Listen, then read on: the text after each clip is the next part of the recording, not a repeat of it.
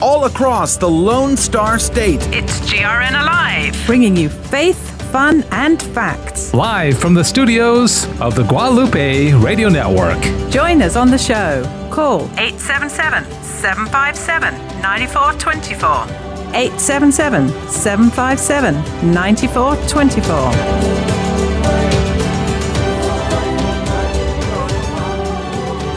Praise be to Jesus Christ. Welcome back to GRN Alive. Happy Monday to you. God is so very good. Joe McClain here on the GRN Alive Monday edition of the program. I hope you had a great weekend. I guess I'm a little tired this morning. I don't know about you. Were you prepared for the whole lose the hour thing? You know, now that our phones and our connected devices do it automatically, the mental game isn't there. So I just wake up going, why am I more tired today? But it's, hopefully we'll just get over it this week. But the older I get, I think the harder that gets. But speaking of the hard, this is going to be a bit of a tricky show today. We're going to cover a very difficult topic, but it's a topic that needs covering. And that is the CRS Report. The Lepanto Institute put out a report, a continuation of their research into some activities at the Catholic Relief Services, an organization that helps the poor in many parts of the world that you and I just won't go and help the poor with. And those are great things. But they seem to be, or at least allegedly, connected to activities that they shouldn't be connected to. For instance, the distribution of contraceptives. And so we're going to get into the facts and the allegations of that report. And what piqued my interest is, in particular this past week, was when Bishop Strickland and others said, hey, this report, it begs an investigation. We should be investigating and clearing the name of CRS if, in fact, these allegations are not true. And so to get to the heart of the matter, we've invited Michael Hichborn, president of Lepanto Institute, to be on the show today to give us the allegations, the facts of his report. So he'll be doing that in this program, but we still have a lot of conversation to get to. Before we get to that point, we have most of the team here. Teresa Kamara, good morning. Good morning, Joe. Adrian Fonseca is here doing the video switching, and David Magianis is here to produce the show and to give us the news report, which we'll get to in just one moment. But first, let's begin with prayer. In the name of the Father, the Son, and the Holy Spirit. Remember, O most gracious Virgin Mary, that never was it known that anyone who fled to thy protection, implored thy help, or sought thine intercession was left unaided. Inspired by this confidence, I fly unto thee, O Virgin of Virgins, my mother. To thee do I come, before thee I stand, sinful and sorrowful. O Mother of the Word incarnate, despise not my petitions, but in thy mercy hear and answer me. Amen. In the name of the Father, the Son, and the Holy Spirit. Amen. And now the news with David Magianis. Thank you, Joe. The Diocese of Rome has canceled all public masses until April 3rd in response to the coronavirus outbreak. The announcement by the Vicar General of the Diocese follows a decree by the Italian government suspending all public religious ceremonies. Priests living in Rome and Vatican City can continue to offer Mass in private. Parishes in Rome will remain open for personal prayer before the tabernacle, the diocese said. The announcement by the Rome Diocese mirrors national action adopted by the Italian Bishops' Conference. The conference also issued a statement March 8th explaining that the Italian government's decree suspends civil and religious ceremonies, including funeral ceremonies, throughout the country until April 3rd, which is a Friday. Louisiana Attorney General Jeff Landry has dismissed arguments made before the Supreme Court against the state abortion law as absolutely a lie. In a Thursday interview, Landry said efforts to conflate the case with a Texas law regulating abortion clinics struck down by the court in 2016 were clearly false. In an interview Thursday on EWTN Pro-Life Weekly, Landry said there were no reasonable parallels to be drawn between the two cases. Under the Louisiana law, abortion centers are simply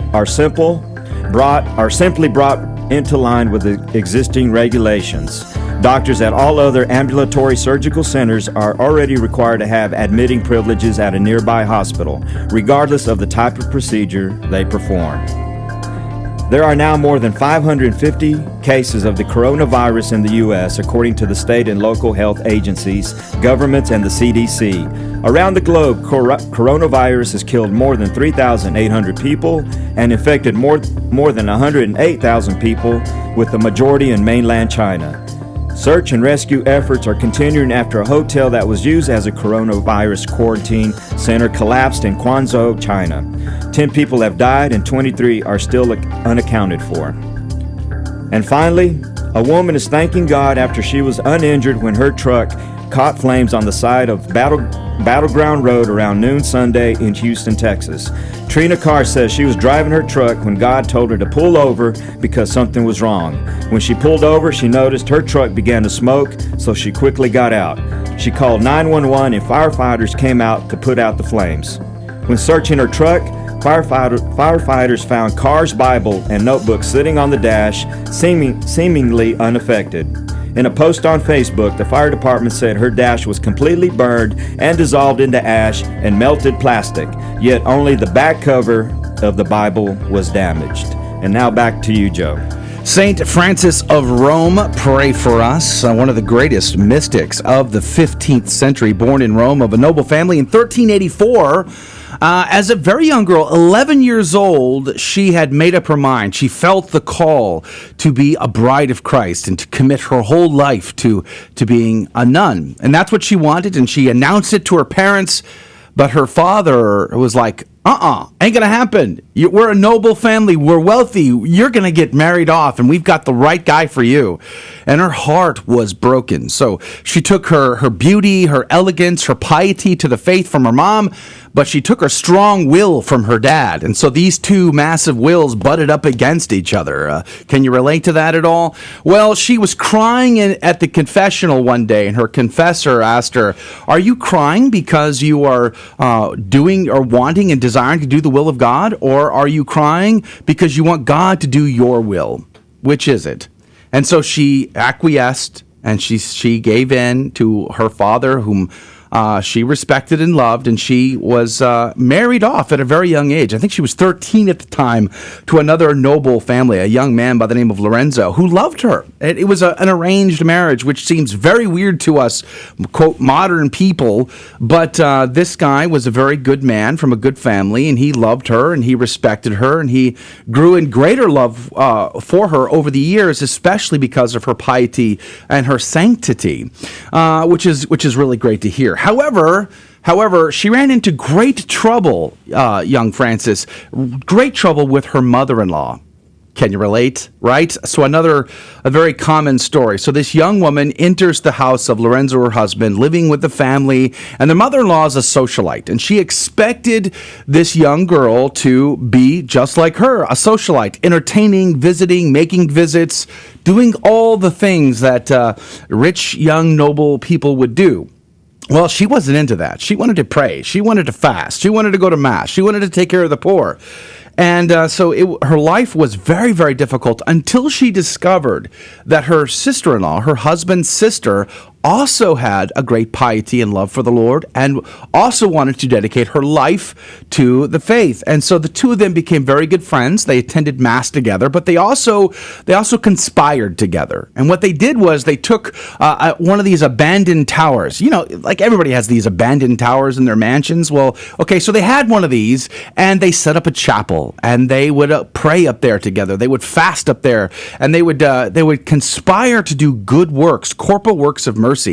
And they were caught out in the streets helping the poor. And this would drive the mother-in-law absolutely bonkers. And she would be like, "What are you doing? My friends are talking about you. Don't do this." But to no avail, the two young ladies persisted in their efforts. Well, unfortunately, not long after the birth of their very first child, Lorenzo and Francis, Baptista was the young boy's name, the mother-in-law passed away. And young Frances was placed as the mistress over the whole household. So her father-in-law put her in charge of managing the home and all the servants and whatnot.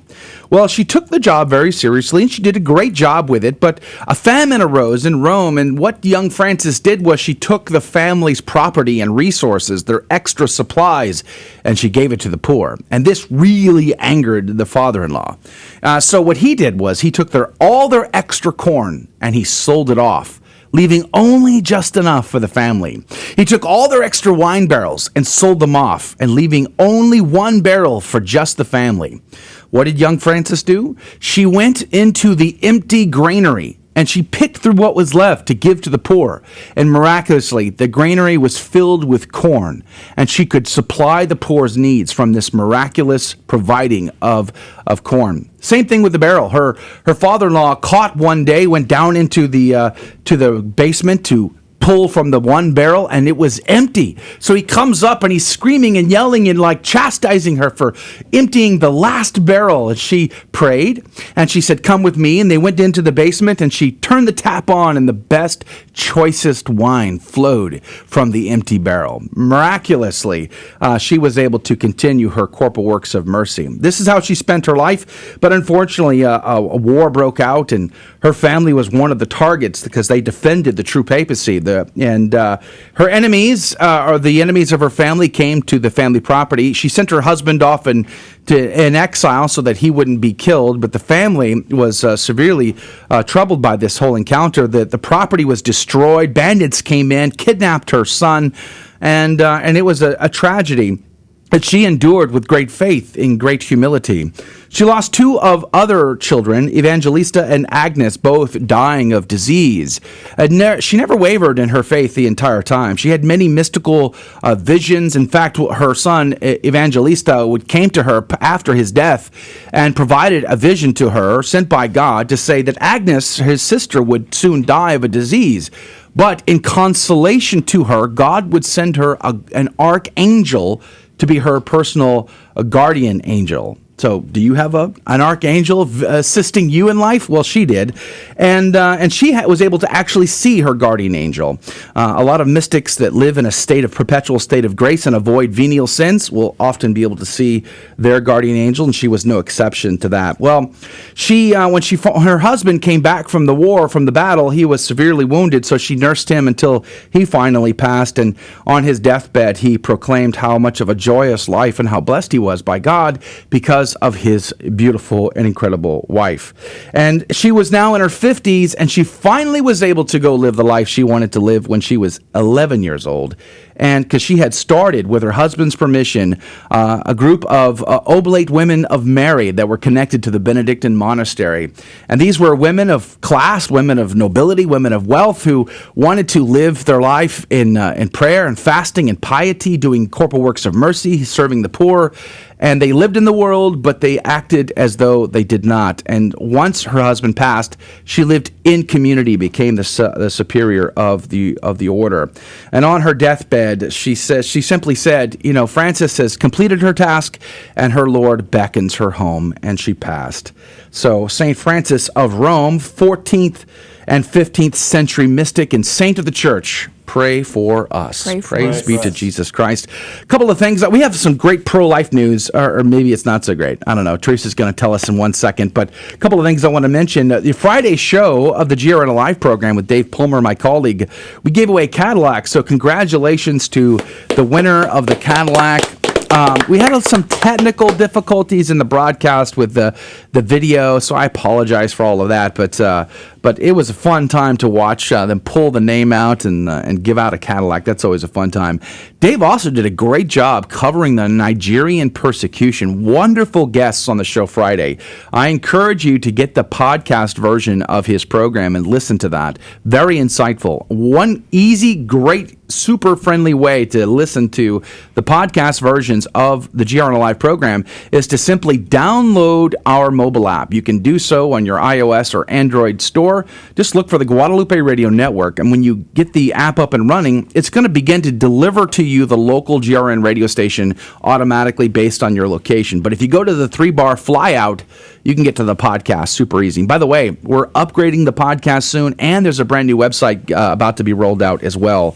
So some big improvements on the digital side of the Guadalupe Radio Network are coming. So with that said, let's jump over to the pro-life news, and then I'll wrap up with, we'll come back to the priest versus seminary game on Friday. I want to mention that too.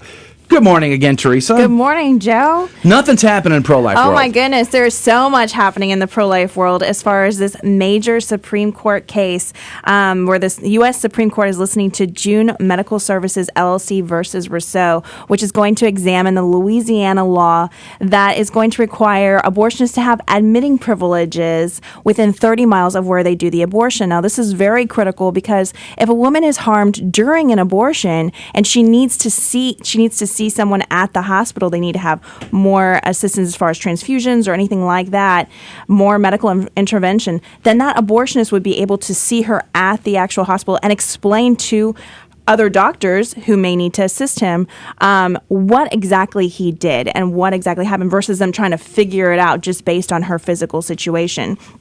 So it would save a lot of time. It could save potentially a lot of lives. And a lot of abortion advocates will say, well, this is not necessary because abortion is not that dangerous. We'll tell that to over 30 hospital visits that we're aware of just here in Houston based off of Planned Parenthood that is tied to a Louisiana Planned Parenthood that wants to offer abortions. And so at this point, one of the concerns for abortion advocates is that they will go from having 5 abortion doctors to only having 1 with admitting privileges. And so that's been one of the big pushbacks. But the reality is that before this case was even brought to bear, they ended up not even trying to get these admitting privileges. And the difficulty that doctors could potentially face here in Texas is very different from in Louisiana, because in Texas, they have to have a certain minimum number of clients to be able to get admitting privileges, versus in Louisiana, anyone who is part of an ambulatory surgical center, anyone who is part of a surgery at that level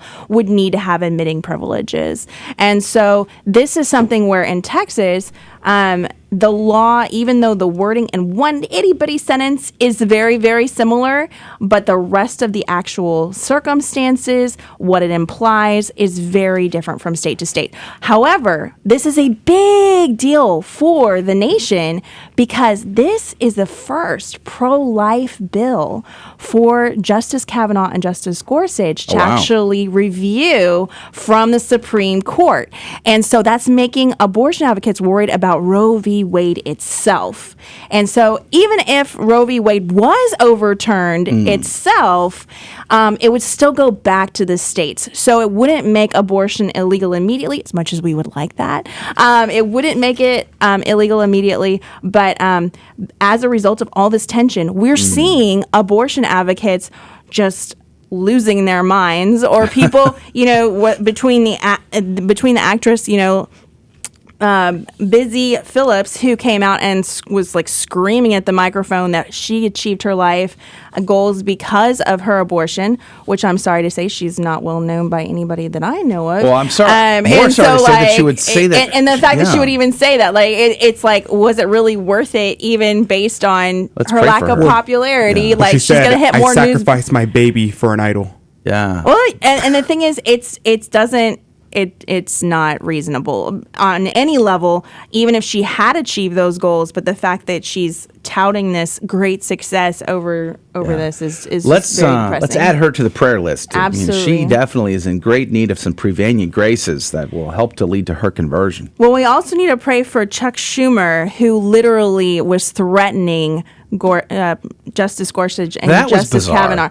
And the fact that he came out as someone who is in a leadership position to change the law, that he has that level of authority and that he would attack lifelong justices. Bizarre. That he really should step down. And there are a lot of people that are calling for him to step down, including Students for Life of America and other groups. But we need to pray for him and for the state of New York that's having to deal with him, and that they will vote him out. Because even if you were for abortion, even if you were for that, his behavior was totally un-American. His behavior was totally against any sort of he should not have the role that he plays right now in the government. Amen to that. And if you're just joining us, thanks for being a part of the GRN Alive Monday program. I'm Joe McClain, the host. Dave hosts the Friday show. Today, we're just wrapping up the pro-life news segment, but our guest in this show later in this hour, just after the bottom of the hour break, is going to be Michael Hichborn. He is the president of Lepanto Institute. Recently, I know Bishop Strickland was one of them, but Bishop Strickland made a statement, because he saw the report coming out from Lepanto making allegations that CRS has participated in contraceptive distribution and other things in their work. This is unacceptable for a Catholic organization to be doing this. It's great work to help the poor and the needy wherever they may be found on planet Earth. That is awesome, but to participate in these evils is not awesome. And so Bishop Strickland's called for an investigation to either clear their name or to prove that it's true. And to get to the heart of the matter, we've invited Michael Hichborn on from Lepanto Institute to sort of give us his reporting information, because this is a very important topic that we should be discussing and looking at very carefully. So we're eager to talk to him later in the hour. But before we do that, we're covering a couple of topics here and there. I want to mention that you can always hang out with us for the after show, where we continue our conversations for about a half hour after we go off the radio across the Guadalupe Radio Network. If you're on Facebook, Twitter, or YouTube, you can search any one of those platforms for GRN Online. You can find us, and you can be a part of the live feed for the after show as well. With that, Teresa, any more headlines? Well, I was just thinking about, as far as for this issue about CRS actually distributing condoms, and CRS is Catholic Relief Services. Oh, it's more than just condoms. So, but I mean, if they are passing out, if they are encouraging the use of condoms, contraceptives, and as I was reading, much worse issues that we're going to get into later. Yeah. People need to realize a lot of individuals are sold this lie that people cannot control themselves, because there is a lot of temptation around the issue of chastity. But the other issue is that they will think that by giving them these contraceptives, they're somehow protecting these people. And the reality is, whenever you give a young person contraceptives, many women that I have talked to that are in their 20s now, they look back on their teen years whenever they were given that contraception, and they tell me, oh, I thought my parents were giving me permission. I thought this was my ability, like now I can go out there and be an adult. And so they think that having that sexual union during the dating process is actually normal. And it's not. It's not required. Yeah. Never feel like you have to compromise on your body. Never feel like you have to compromise on your future relationship and your future special yes for your spouse. You do not have to do that. And so as far as this contraceptive encouragement within, we should save some of it for the conversation with Michael. This is a huge issue. Oh, well, we're going to come back to it, but I want him to be able to share more about his research too, because I have a lot of questions about that. But just as a concept, as a moral issue, people need to be able to say, teach your teens to be able to say your future yes for later. That's for your right. spouse. If you love them, and what does it mean to love? To will the absolute good of the other. And so we should be in preparation mode, is the word I'm trying to spit out, in preparing our children for the holy sacrament of matrimony. And no contraceptive can protect their heart. And it just is a violation of natural law. It's a violation of church teaching, and it's just not good for them. So we'll talk about that, plus more in our conversation with Michael Hichborn in a few moments. But I want to mention a couple of other things. One, Father Donald Calloway is going to be back on the program next week. We're going to be talking about the consecration to St. Joseph. I've gone through it now, so we're going to follow up on our conversation that we had with him back in 2019. So I'm looking forward to that. That's all happening next week. Looks like Italy, the Conference of Bishops, David, you mentioned this in the headline news segment. The Conference of Bishops in Italy has postponed public masses, and that is like crazy to me, all over a virus that is serious and deadly. I'm not trying to diminish that. However, I'm struggling. I'm sitting here thinking, I love the saints, and there's a giant book of saints holding up Teresa's camera right now. I can't think of a single saint. St. Teresa of Avila, St. Therese of Lisieux, St. Padre Pio, St. Max Kolbe, St. Francis of Rome. I can't think of a single saint that would avoid going to Holy Mass because they would be afraid of getting sick, or even their children to get sick and possibly even die. That would never be a reason to miss Holy Mass. And I struggle with this idea that we're living in a state of fear rather than a state of faith. And so I'm praying. I'm praying for the bishops all over the world. Perfect love casts out all fear, right, Joe? That's right. And if it's God's will that I should die today, nothing can save me. And if it's God's will that I should live today, nothing can kill me.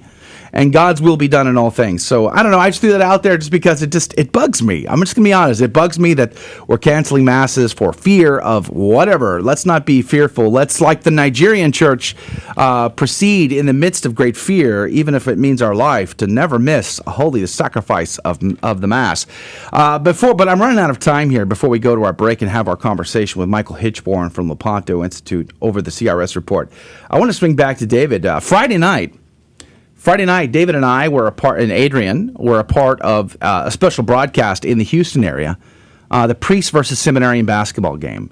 And if you're from D.C., Alabama, Florida, North Texas, wherever you're from, you're thinking, what's got to do with me, Joe? It was a fun time, wasn't it? It was a fun time. So, I was going to ask you, Joe. So, for our part in this, why do you think it's important that we're a part of that? And maybe you can describe that to the audience and why we're bringing it up. Today, we're talking about a very, very serious subject.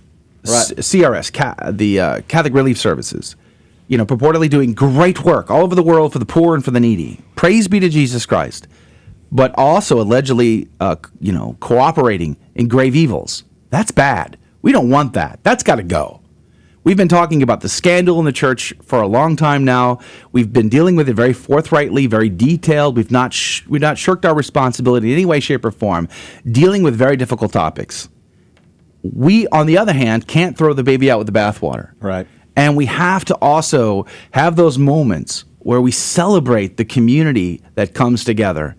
And we have some great priests out there fighting the good fight every single day. They're not involved in the scandal. They're doing what they can. And the celebration that we had on Friday night was a testament to that. It was a beautiful opportunity for the entire Catholic community to come together. 3,700 screaming Catholics, having a great time. We weren't raising money. We weren't trying to build buildings. We were just trying to come together and be a family, a community. And it was a blast. And the game was super close. It was tight and competitive. And the seminarians won the day because they played hard. They played good. I heard they made like 13 points at the beginning, and then the priests were like not making many points, and then they came back and then made some like 13 or something like that. And then I heard it secondhand, but it sounded like it was a very intense game as far as being in person. And it's a great opportunity to encourage vocations and to see the young priests and the young seminarians that want to dedicate their lives completely to Christ. So I'm glad y'all had so much fun as far as I heard a lot of wonderful reviews. It was fun. Well, one of the coolest things that I saw was the seminarians, before the game started, went out to go and practice in their cassocks. Yeah. And I was like, oh, that's so cool. That's rock star right there. I tried to get them to play the whole game in cassocks, but no bueno there. They didn't go for that. But it was just that would be a little bit challenging. It was a fun time. Having played sports in a skirt once, that was challenging. Well, the FSSP priests, I've heard they play soccer in their cassocks and do yard work. So I've seen Dominican sisters run marathons in their habits. Yeah. So, where there's a will, there's a way. But I think the point of this is, wherever you are around the entire planet, find those opportunities for the Catholic community to come together in just in celebration of being part of the greater Catholic family, and celebrate good priests where they may be found, good bishops where they may be found. Give God praise for those opportunities. Foster and fan the flame of holy vocations.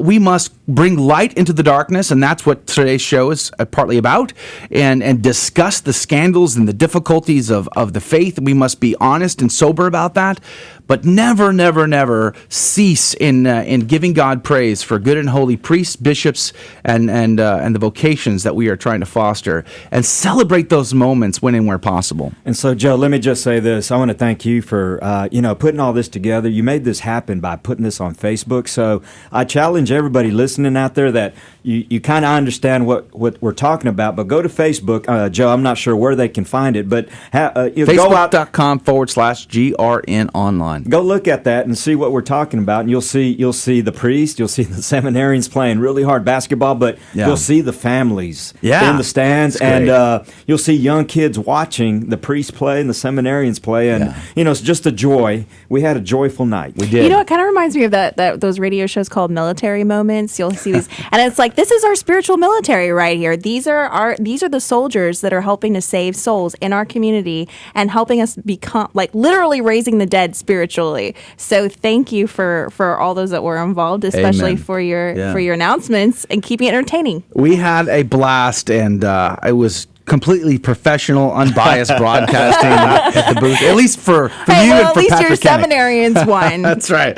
I was rooting for the I'm seminarians still the bummed. whole time, and they played really well. We had such a good time. All right, so we're going to go to a break, and when we come back, we're going to have Michael Hichborn. He is the president of Lepanto, and we're going to dive into our conversation about the CRS reports and what all that means. Where do these facts and figures come from? All that's coming up here in just a few minutes on GRN Live Monday edition. And don't forget to hang out for the GRN Live after show. After we go off the radio across the Guadalupe radio network, we stay on the live video feed for about a half hour. We're sort of more casually talking about the subjects that we've brought up during the show, and we'll be doing that, so we'd love to have you a part of that. Also, lest I forget, the Share-a-thon is fast approaching, March 24th through the 27th. It is one of the 4 times a year we get on the air and ask you for your assistance in our apostolate to stay on the air. So pray about that. That's coming up, and we'll be right back with Michael Hichborn from Lepanto. Don't go anywhere. You're listening to GRN Alive. Now is a great time to call 877-757-9424. For victory in life, we've got to keep focused on the goal, and the goal is heaven. The key to winning is choosing to do God's will and love others with all you've got. Sacrifice, discipline, and prayer are essential. We gain strength through God's word, and we receive grace from the sacraments. And when we fumble due to sin, and it's going to happen, confession puts us back on the field. So if you haven't been going to Mass weekly, get back in the game. We're saving your seat on the starting bench this Sunday. Welcome home. Ladies and gentlemen, this is your captain speaking. We're currently cruising at 39,000 feet. We'll turn that seatbelt sign off for you and let you move about the cabin. Looks like we're about 2 hours and 10 minutes from landing. Plenty of time for you to meditate on Christ's Passion. Wouldn't it be great if everyone meditated daily on our Lord's Passion? Why not start today? A friendly suggestion from Guadalupe Radio Network. You must have heard by now, right? Hi, Joe McLean here, and surely you've heard that GRN is rolling out a new texting tool, a service designed to keep you in the know, first access to information, two-way dialogues, and much, much more. All you gotta do is pull out your cell phone and text GRN to 444-999. It's that easy. Just text GRN to 444-999. Join us. May God richly bless you.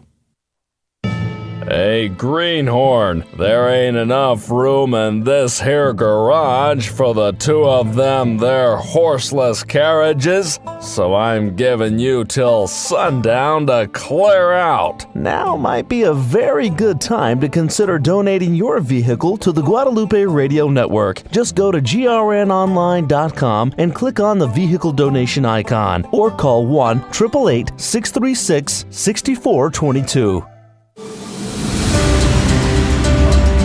Praise be to Jesus Christ. Welcome back to GRN Alive.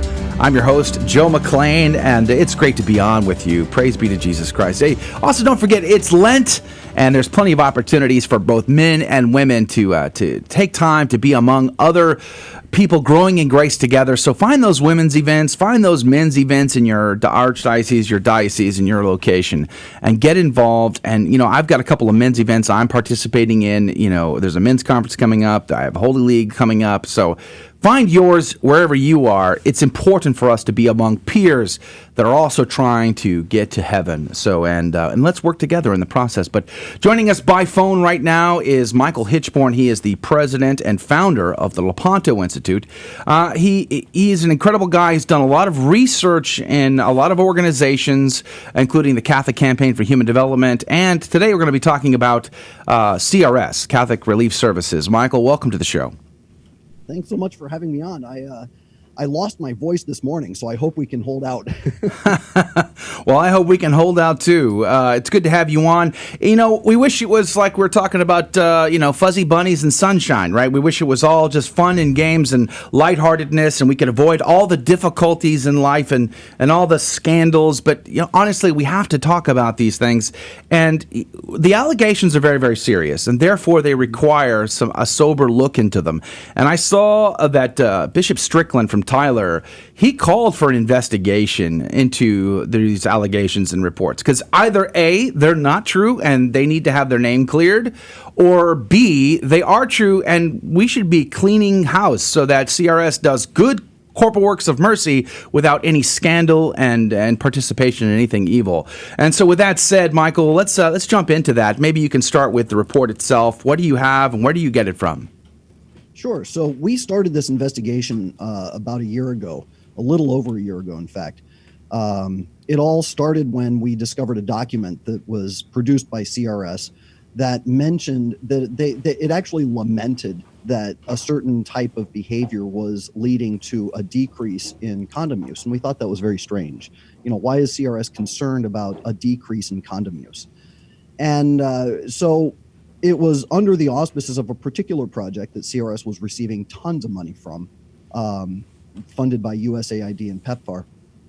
And as we were digging, we found a whole bunch of documents that CRS had produced for about 3 years now that were promoting condoms. They were saying things like, if you, in order to stay healthy, you have to be abstinent or be faithful to one partner or always use a condom every time you have intercourse. And we're going, wait a minute, this isn't Catholic teaching. This isn't what the Catholic Church is supposed to be professing. Why is CRS doing this? And we found a whole bunch of documents that were saying this. This led to a much deeper situation. Now, the first report that we put out just last week. The full report we've already put together is over 100 pages long, and it's really dense. Wow. There's no commentary. There's no real analysis in there. It's just, here are the facts. So when you've got 100 pages of dense facts, it's really hard for people to unpack in their minds. So we're rolling it out bit by bit. So the first part was essentially just all about the condom documents that CRS had produced. This next report, which is coming out tomorrow morning, is all about Catholic Relief Services being the custodian of a website that's kind of it's like a clearinghouse or a storehouse, an internet resource library about OVC projects. OVC stands for Orphans and Vulnerable Children. And through this project, the documents in this warehouse CRS is absolutely responsible for include documents that are promoting abortion, contraception, and condoms. So it's kind of like if CRS was the owner of a store or the proprietor of a store, and in one corner of the store it was selling pornography, and CRS put a disclaimer up in the front of the store saying anything in the store that contradicts our Catholic faith is not necessarily reflective on us who own the store. Right. Well, wait a minute. Yes, it does. I'm sorry. Yes, it does. But the funny thing is, when we discovered this website and we found about 150 documents promoting condoms, we found over 50 documents that were promoting contraception. We found about 10 documents that were promoting abortion directly. One of which, and you'll see this in the report tomorrow, one of those documents actually instructs people who are pro-life, counselors who are pro-life. It's a training manual. It tells people who are pro-life, if you're a counselor and you're counseling women in these, or young girls in these situations regarding HIV and AIDS and that, whatever, there's a portion that tells the counselor that if you are opposed to abortion, you still must provide abortion as an option. Wow. Yes. That's insane. Yeah. And so Catholic Relief Services is the custodian of that website that's housing that particular report. So they have a terms and conditions page.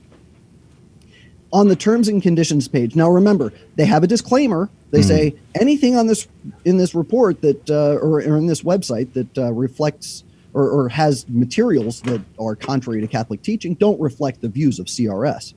But then under their terms and conditions, they say that any material that is offensive, that promotes racism or bigotry or violence or nudity or hatred or is sexually exploitative is absolutely prohibited, and CRS reserves the right to remove such materials. Hold on a second. So you're going to hide behind a disclaimer when it comes to documents that promote abortion, contraception, and condoms, but you're going to use the terms and conditions to squash anything that promotes racism, violence, or bigotry? Picking and choosing. Yeah, exactly. So we're talking with Michael Hichborn. He's the president of Lepanto Institute. He's got a report out on CRS and their participation in what we would consider moral issues that are terrible. They're evil. We shouldn't be participating in the distribution of contraceptives of any kind or anything else, abortion, you name it. And here we are seeing a Catholic organization that purports to do corporal works of mercy to the poor and to the needy, which we love. That's awesome. But why this other stuff? So let's take a step back for a second, Michael. And you've been at this from, I think, since 2015, right? I mean, this goes back several years now, 5-6 years of finding this information through CRS resources. At least that's what the report claims. And providing this information to bishops and to the staff at CRS. What has been the response when you provide these details to those folks? So my very first experience in researching CRS actually goes back to 2011. I was working for American Life League at the time, and I was in the middle of exposing Catholic Campaign for Human Development, and I was just curious. I was just, I wonder what's behind this, what's under this rock. And I started digging into Catholic Relief Services 990s, and I found that they were giving millions of dollars to organizations like Care International, Save the Children, Mercy Corps, all of which are heavily involved in the promotion of contraception, condoms, and abortion. And I was like, this isn't right. Why is CRS giving millions of dollars to these groups? So I wound up getting a meeting with Bishop Kikanis, who at the time, he was the bishop of Tucson, Arizona. At the time, he was also the chairman of the board of Catholic Relief Services. And, I didn't publish anything. I got the information. I thought, I have a duty and an obligation to go to the authorities in the church and to explain to them that I found a problem. So I flew out to Tucson, Arizona, and I sat down with him. And at first, he was very open, very, very generous and warm and welcoming. And how are you doing? How are things going? Can I get you some coffee? All that kind of stuff. And I said, well, went through the pleasantries, and then I opened my laptop and I started showing him the problems, and immediately his demeanor did a 180. And he kept looking at the clock like, how do I get this guy out of my office? And I went through page after page, just showing him the things that CRS was funding. I showed him the fact that CRS was actually a member of something called the White Ribbon Alliance for Safe Motherhood, which was all about safe abortion. And he looks at me and he looks at my laptop and he says, gosh, you sure spend an awful lot of time on this thing. And I said, well, Your Excellency, this is my job. I'm a researcher. This is what I do. He said, but, I'm hearing all this negativity. I'm not seeing much that talks about the good things that we do at CRS. And I said, Your Excellency, I didn't fly 3,000 miles to pat you on the back and to shake your hand. I flew 3,000 miles because there is a very serious problem and I wanted to bring it to your attention. Yes, there are good things that CRS does, and I'm not disputing that. But what I am trying to explain to you is that there's a very serious problem. And he shakes my hand, walks me to the door, and just basically says, thank you. I'll look into it. We take this seriously. Well, a couple of months pass. I'm continuing to work on investigating CRS, and I put out one video report, and all I did was mention CRS in that video report. It was actually a video report on Jeffrey Sachs and the church's connections with him. And so I made one mention of CRS because CRS's their president, CEO, who was Ken Hackett at the time, had written a book review that was very positive of Jeffrey Sachs's book called The End of Poverty, which promoted contraception and abortion as a form of birth control, population reduction. And he was applauding this book. And I said, hey, this isn't right. Why is he applauding this book? The next thing I know, every board member of American Life League gets a fax from Ken Hackett saying Michael Hichborn is attacking Christ's poor. He hates CRS. He's trying to destroy us. They brought the full force of $1 billion agency on the top of one small researcher in a nonprofit in Virginia. Wow. Talk about an overreaction. That told me there's a very serious problem here, and we need to do a little bit more digging. And that was the genesis of my ongoing investigations. And I've met with Archbishop Coakley when he was the chairman of CRS. I've met with Bishop Mansour when he was the chairman of CRS. So, and I have continued to bring this information to the chairman of CRS. And each time they receive me warmly.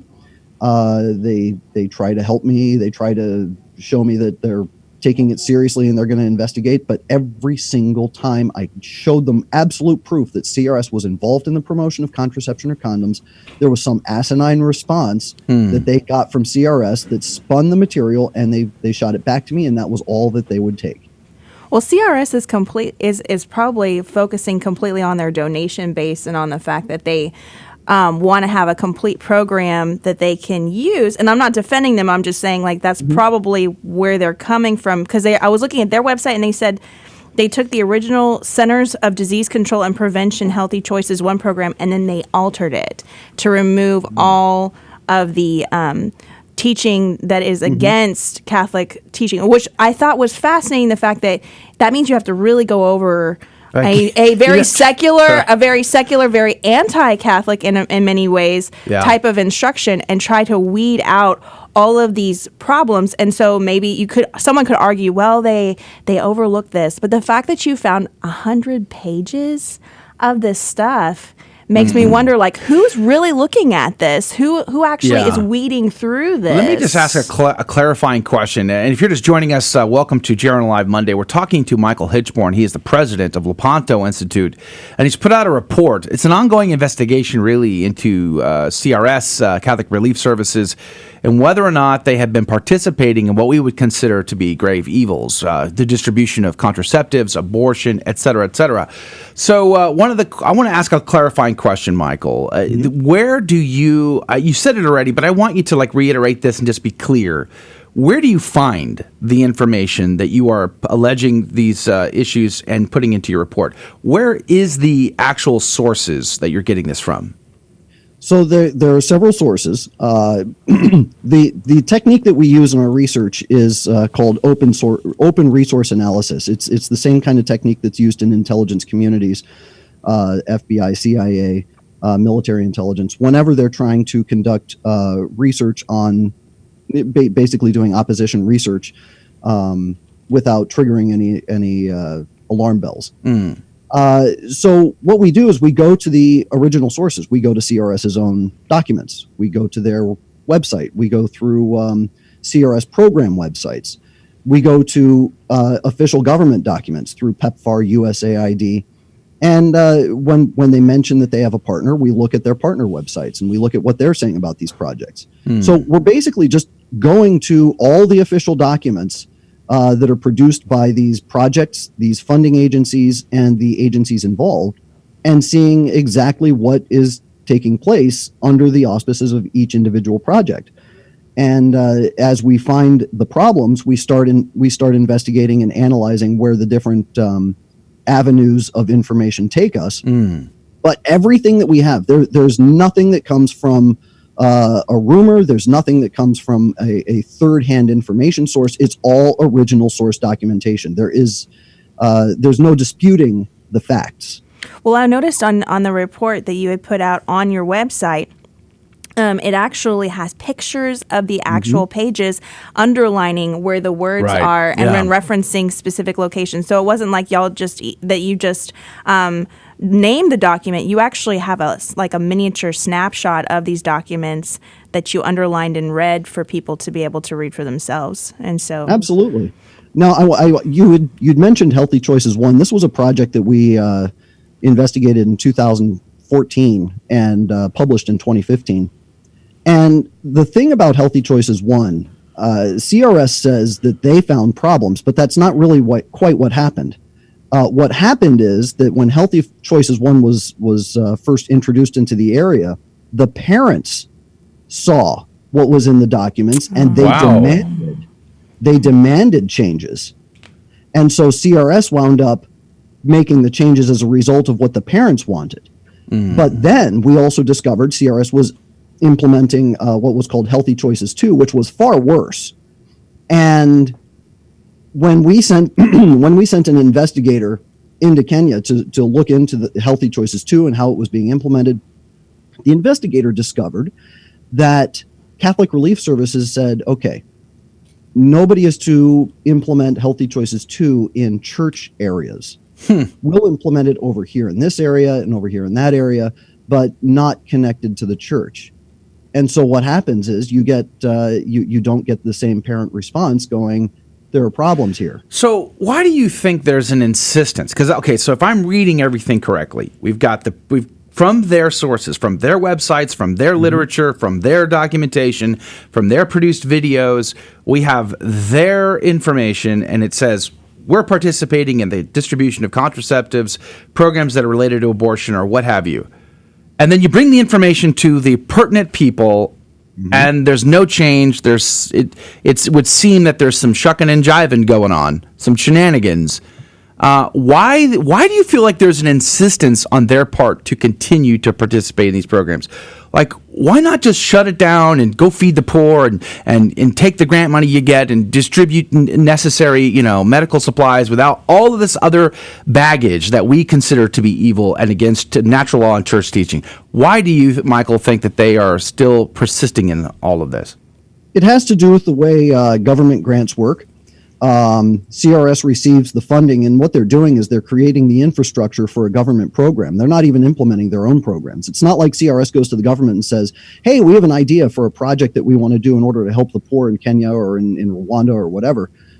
The government says, we have a project, and we're going to take bidders on this contract, and we'll award the bidders the contract to the bidder that we think is best suited to the particular project.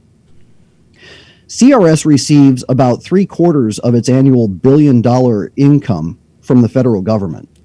So it's more a subsidiary of the federal government than it is a Catholic entity anyway. Wow.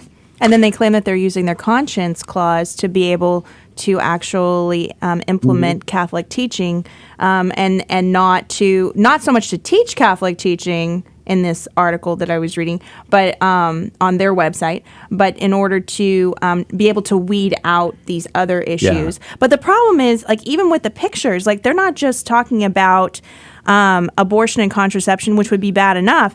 They're also introducing images like that encourage homosexual behavior, or talking to the children about how we're born man and woman, unless, of course, unless there's a sexual surgery that happens. And so, like, they're introducing these concepts in Africa of even transgender and transsexual surgeries. Now, we not that long ago, we spoke to the lady who runs the pro-life organization for Africa, and we even referenced a news report of the African bishops who are opposing the UN's work there in Africa, perpetuating these very same crimes. And why is Africa become battleground for global organizations and all of this money pouring in? Any insights into that, Michael Hichborn? Well, I think it's racist, actually. I really just think that it's just flat out racism and population control. But it also has to do with the fact that Africa is resource rich. And the best way to control the resources is to control the population so that it can be exported for other purposes. Well, what do you mean? As far as I agree on We some have level. 3 minutes left in the program. I agree on some level, but I also think that there's a hyper concern and perhaps well founded. I think a lot of people would say very well founded regarding prevention of HIV.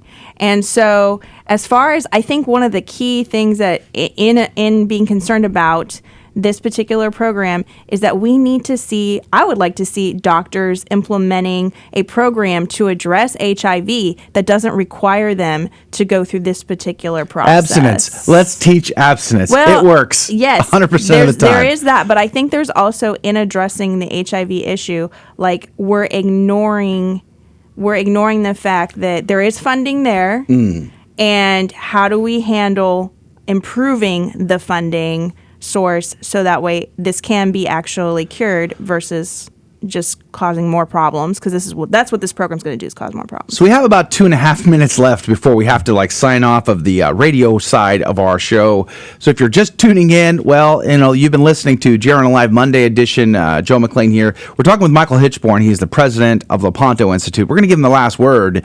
We're talking about the CRS report and the allegations that seemingly show that they are engaged in activities we would, as Catholics, consider morally reprehensible. I mean, they are against the natural law. They are against church teaching. They're just wrong. And we want to see if, and as Bishop Strickland said, an investigation into this formally to either exonerate them and say, hey, they're innocent of all charges, and or prove that they are in fact complicit in this, and therefore take remedial action to clean house and continue the good works of corporal works of mercy. So that's at the nature of our conversation today.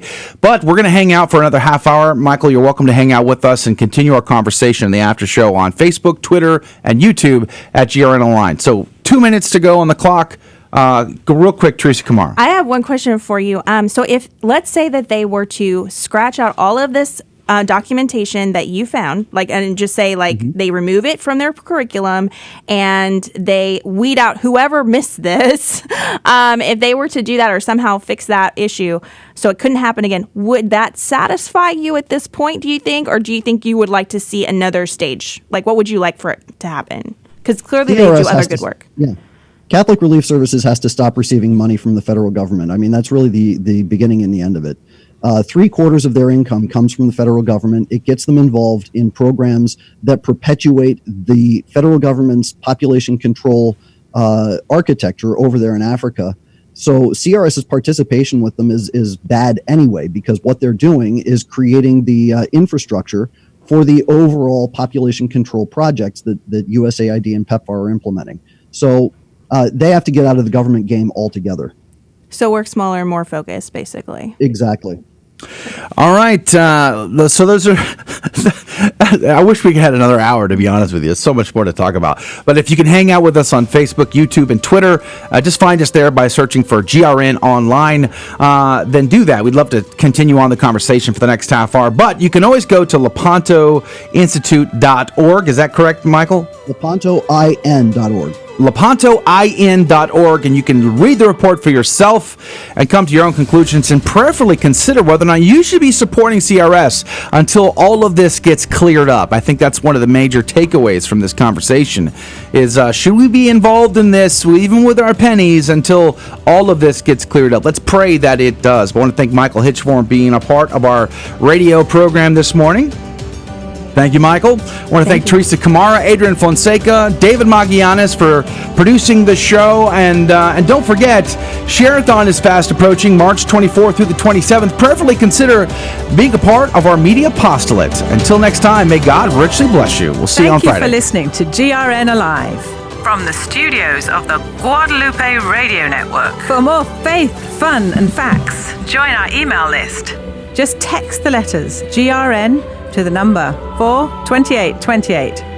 That's GRN to the number 42828.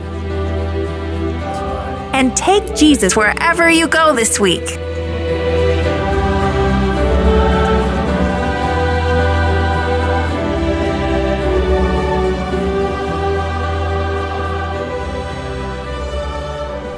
Welcome to the after show of GRN Alive Monday, where we let our hair down and be a little more casual about the conversations we've had on the program today. And some of us have more hair than others.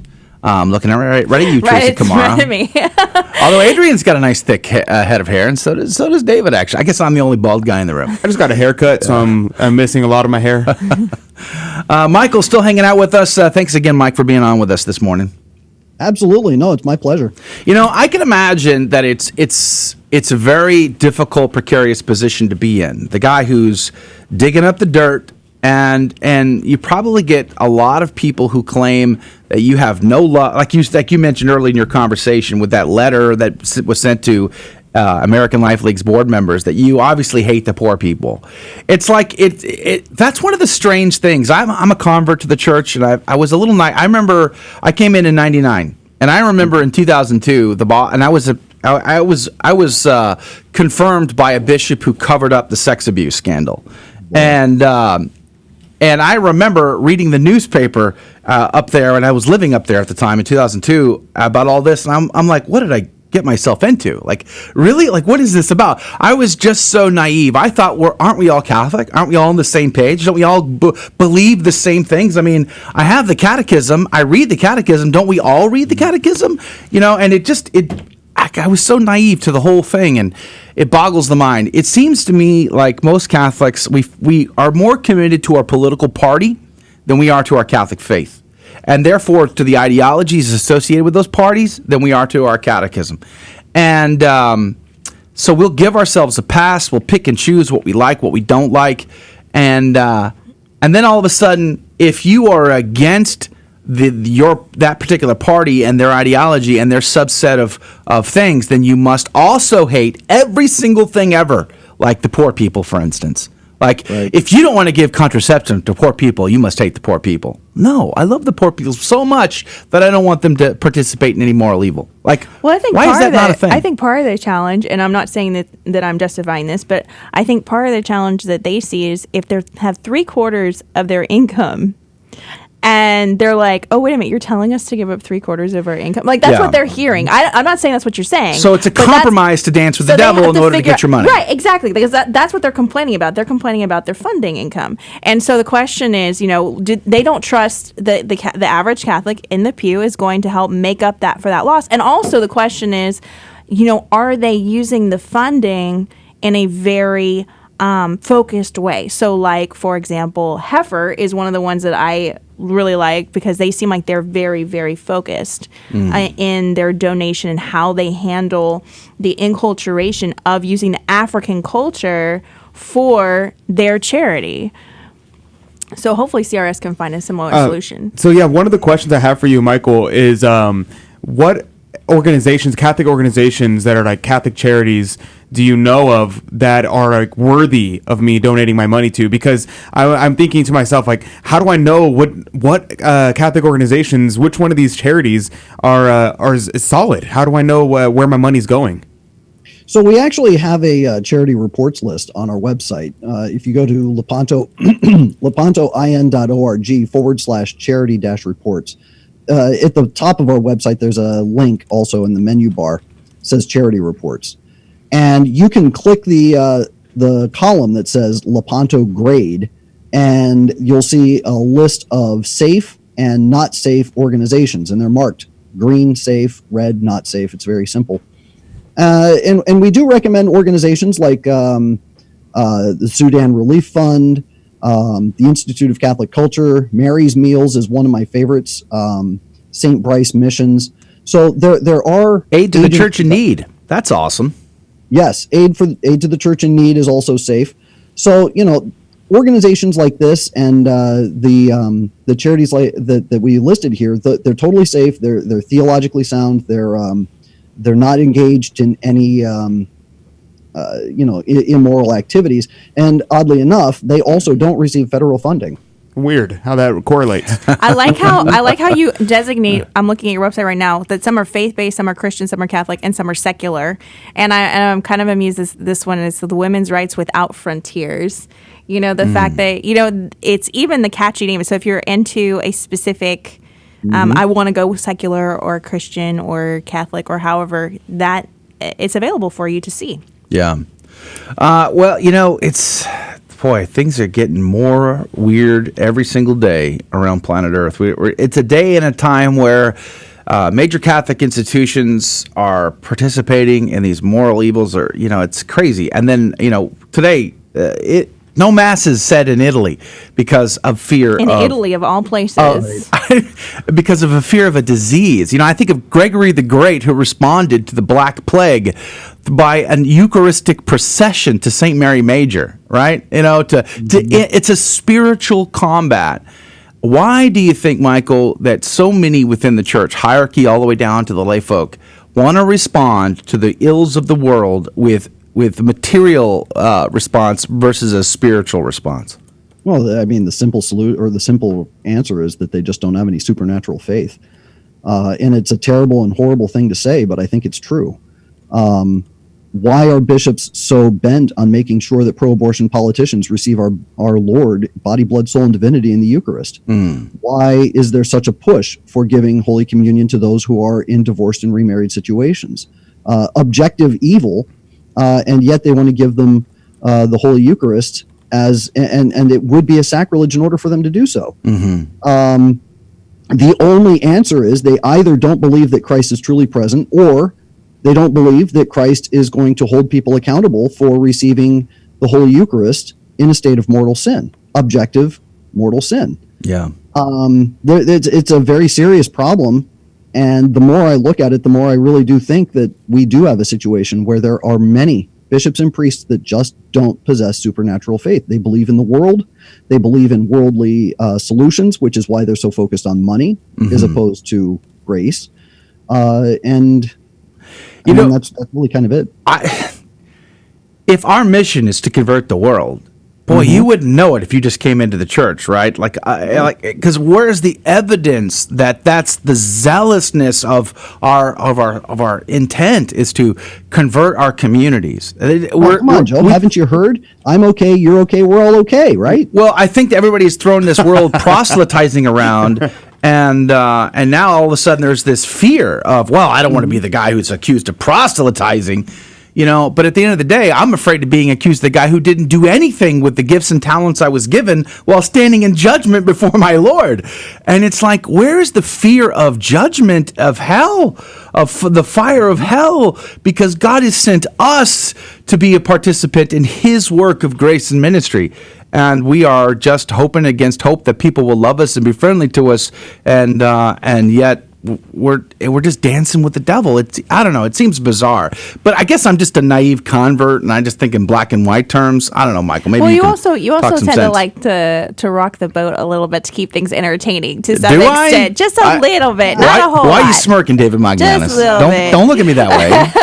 Yeah. And some people actually, that is a great avenue for conversion for a lot of people. But also, I think for those that want to keep the balance, like trying to maneuver through society, we are called to be in the world, but not of the world. We're called to be like that coffee bean that is under pressure, that's being boiled, that's giving this aromatic, change, and that helps to reinvigorate the populace. And that's because Christ gives us all these answers. And so we need to not turn away from Catholic teaching as we are assisting somebody. We need to embrace Catholic teaching because there's a reason behind each one of the laws that the church puts down. And like we said earlier in the program, we celebrate the good things that Catholic organizations do. Feeding the poor, providing for them, whether it's medical needs or material needs for food, sustenance, clothing, housing. Right. These are great things that we must be doing. But the problem is when we compromise our faith to cooperate with grave evil, this is not this. We need to get rid of this. Right. This needs to be cleaned out, and we need organizations that will maintain the Catholic faith. And I've always said, it's like who started the hospital? It was the Catholic Church. Who started college education? It was the Catholic Church. Who started the soup kitchen? That was the Catholic Church. Homeless shelters, the Catholic Church.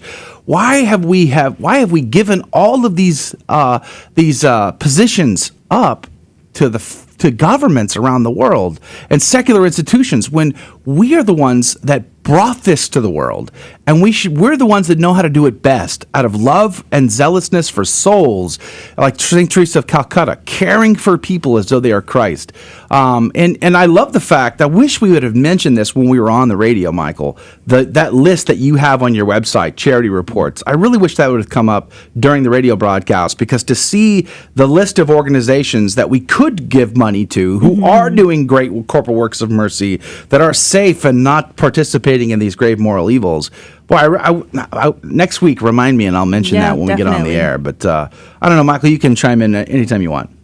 So you were talking about the hospital systems and everything else that used to be they were started by the Catholic Church and run by the Catholic Church. It's fascinating to me. Fulton Sheen said that every time the church drops something, the world picks it up. And he said when the church stopped praying the rosary, the hippies picked up the beads. And then when the nuns dropped their habits, women picked up maxi coats. And you think about it, what happens? The church has basically transitioned the corporal works of mercy into an industry. So the works of charity, the works of going out and housing and feeding and clothing the poor, has now turned into a multi-billion-dollar a year industry. It's a business, and it's run like a business. Catholic Relief Services, we pointed out, is $1 billion a year organization.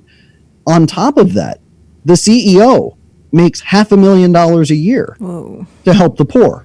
Wow. You look at the top paid 8 employees, and they account for $2.5 million. 8 people. Wow. Just to put that into perspective, the annual Rice Bowl collection pulls in about $7 million. Wow. So if you've got the Rice Bowl collection pulling in $7 million, 1/3 of that can pay for 8 people.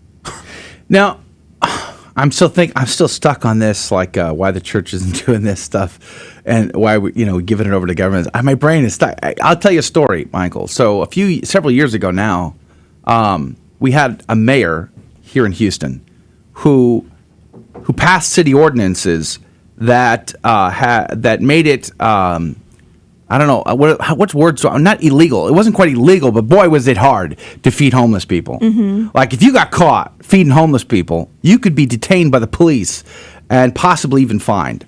And my family and I were shocked at this, because that was part of our corporal work of mercy, was to feed the homeless people. And I had to go talk to a police officer. I'm like, if I have my kids with me and we're doing this, are you going to arrest me? I don't want to be arrested in front of my kids, and it put a lot of people in a very, I'm talking about the police officers, it put them in an awkward situation where they're like, are we going to enforce these ordinances?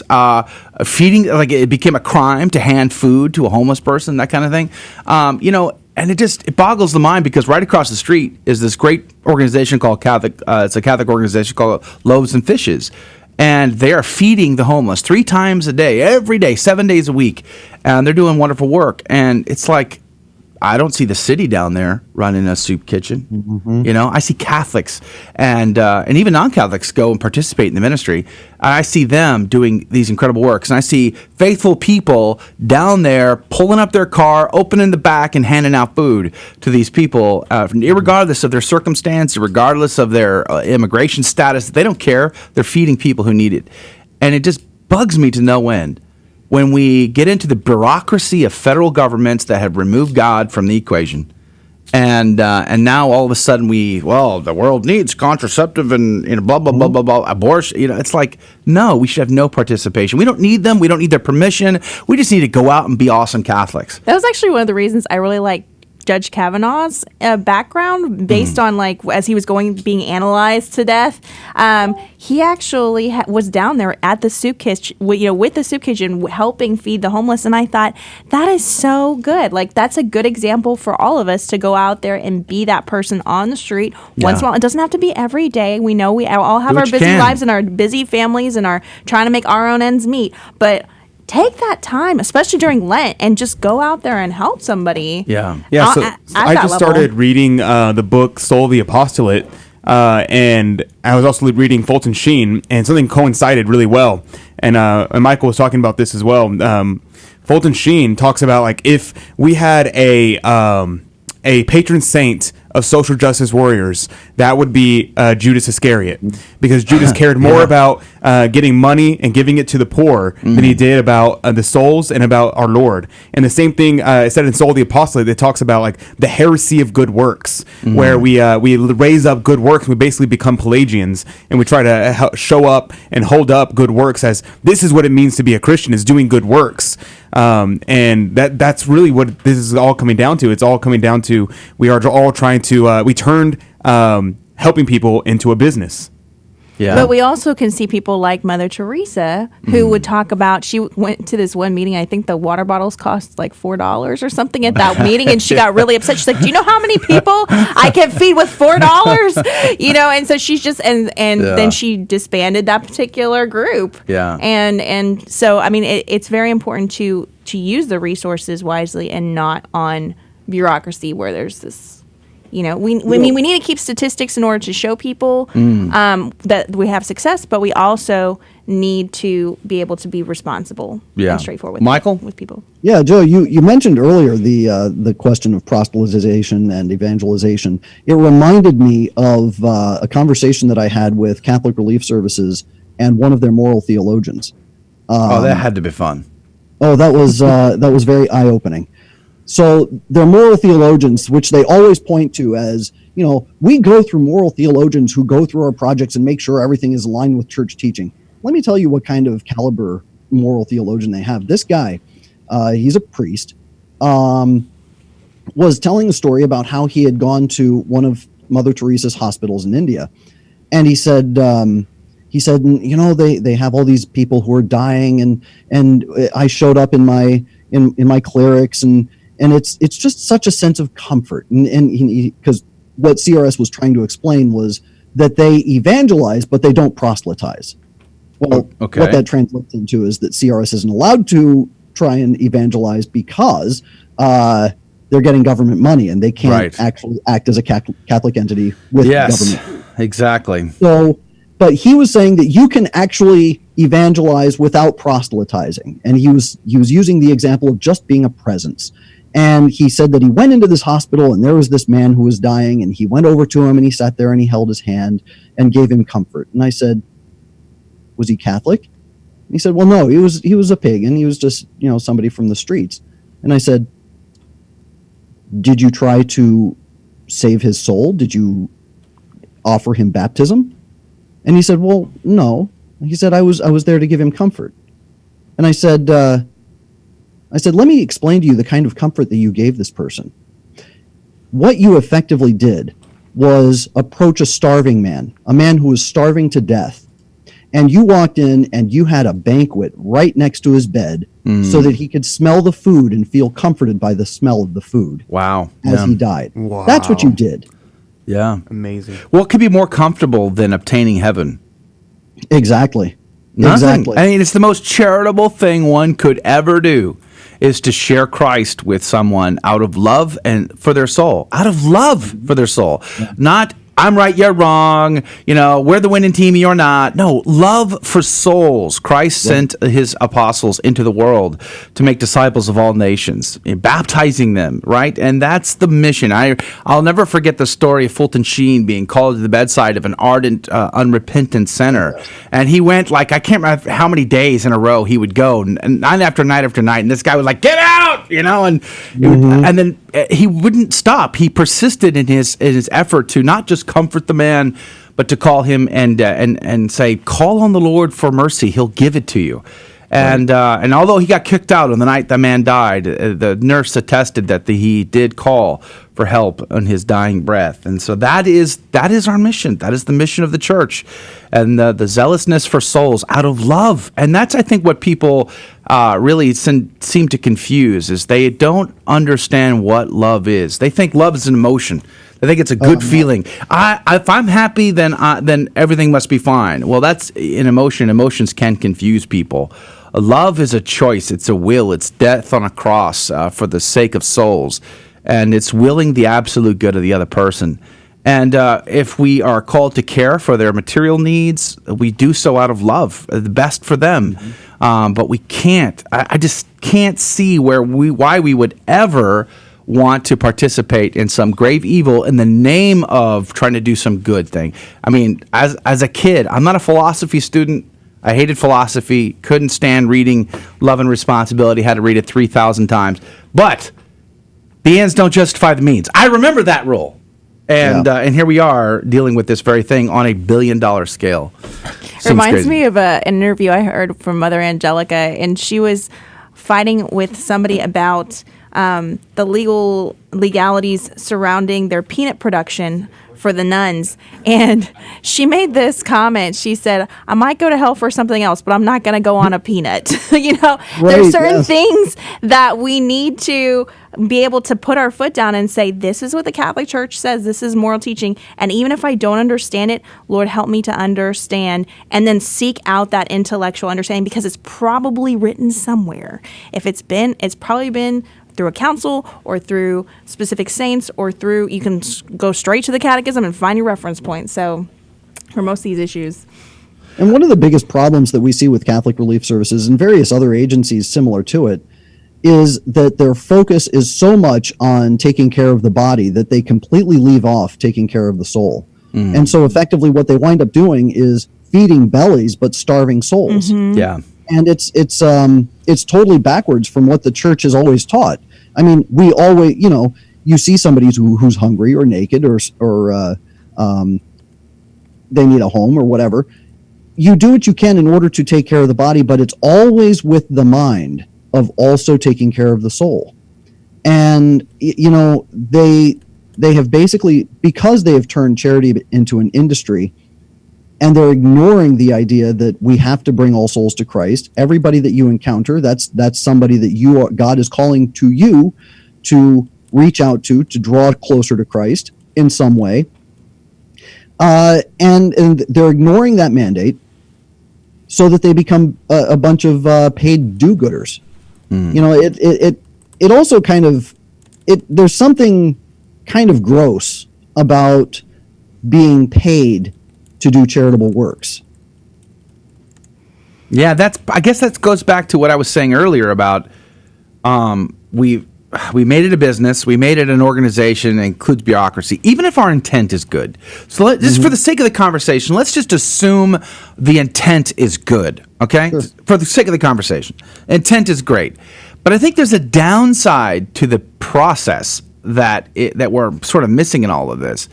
Okay, well, we could do this. Like every year when we finish feeding the homeless, we're driving home, we think, oh, next year, you know what we could do? We could do bigger. I could get 10 families involved and multiply this thing big. And all of a sudden, it's a snowball that starts to get out of control. Next thing you know, you're 10 years into it. You've got an organization. You got 15 employees. And now you're asking for grant money because you could do it bigger and bigger and bigger and better and better and better. And then you wake up and you're a $1 billion organization and you're spending $8 million on X number of employees. And that's like crazy when you're really just trying to feed homeless people or help the people who are poor and needy in foreign countries. And, Dina on our Facebook feed asked a question about, if not for them having this money and being there, who would be the voice in this culture and provide the voice? And I think we've been speaking to that this whole time, but I want to just reiterate. If only they would. If only they would is definitely an answer to that. But I think also it's that going back to that list on your website, which I'm kind of kicking myself in the pants for not getting to that on the radio program.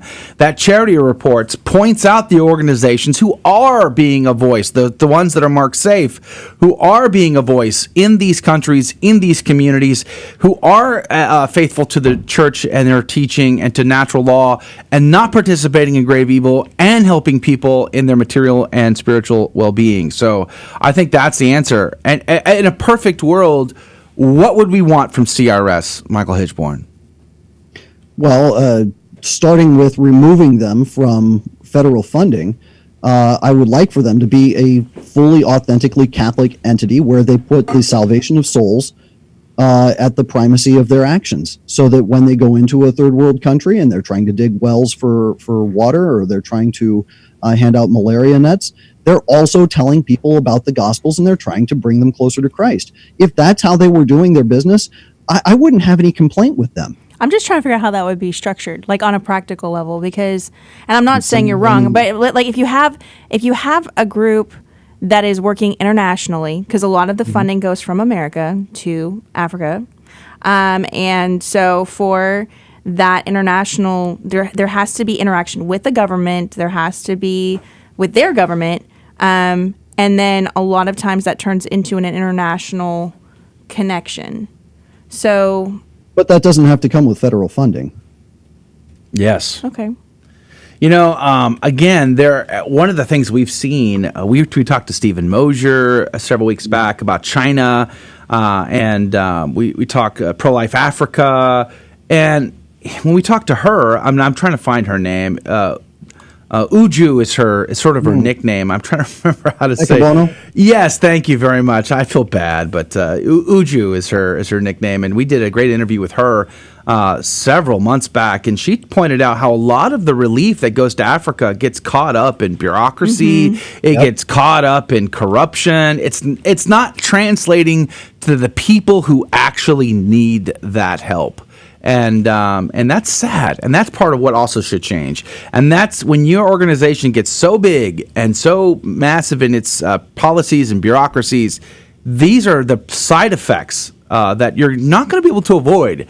You know, how do you get around that? Small organizations, St. Teresa walking into the street, picking up a body, taking it and being charitable, doing what God and Christ has called her to do. And I think we need to get back to that somewhat. Well, I think St. Francis of Assisi also had the right idea. I mean, he started just by himself, and people wanted to help out and pitch in. And at first, he didn't want them to help because he thought he was supposed to do it by himself. And, eventually he let people kind of join him and work with him.